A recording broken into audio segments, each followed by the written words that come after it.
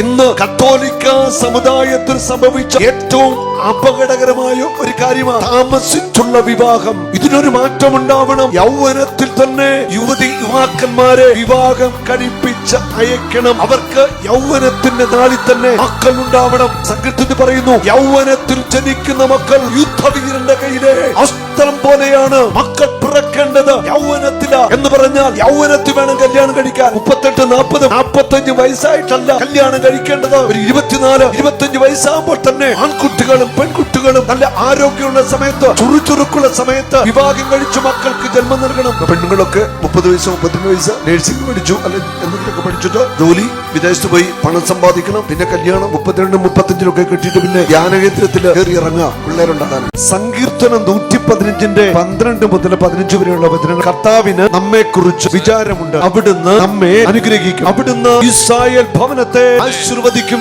അഹ്റോന്റെ ഭവനത്തെ അനുഗ്രഹിക്കും. കർത്താവിന്റെ ഭക്തന്മാരെ, വലിയവരെയും ചെറിയവരെയും അവിടുന്ന് അനുഗ്രഹിക്കും. കർത്താവ് നിങ്ങളെ അനുഗ്രഹിക്കട്ടെ. നിങ്ങളെയും നിങ്ങളുടെ മക്കളെയും ആകാശവും ഭൂമിയും സൃഷ്ടിച്ച കർത്താവ് അനുഗ്രഹിക്കട്ടെ. ജനത്തിൽ നമ്മൾ കാണുന്നു, കർത്താവിന് നമ്മെ കുറിച്ച് വിചാരമുണ്ട്. ചിലരെങ്കിലും ഒക്കെ ചിന്തിക്കുന്നുണ്ട്, എന്റെ ഭർത്താവിന് എന്നെ കുറിച്ച് വിചാരമില്ല. ഭർത്താവ് ചിന്തിക്കുന്നു, എന്റെ ഭാര്യയ്ക്ക് എന്നെ കുറിച്ച് ഒരു ചിന്തയില്ല. മാതാപിതാക്കന്മാര് ചിന്തിക്കുന്നു, മക്കൾക്ക് എന്നെ കുറിച്ച് വിചാരമില്ല. സത്യമല്ലേ? എന്റെ ജീവിത പങ്കാളി നിന്നെ കരുതിയില്ലെങ്കിലും, നിന്റെ മക്കൾ നിന്നെ കരുതിയില്ലെങ്കിലും, നിന്നെ കരുതുന്ന ഒരു ദൈവമുണ്ട്. അവന്റെ പേരാണ് യേശു. അവൻ ഇവിടെയുണ്ട്.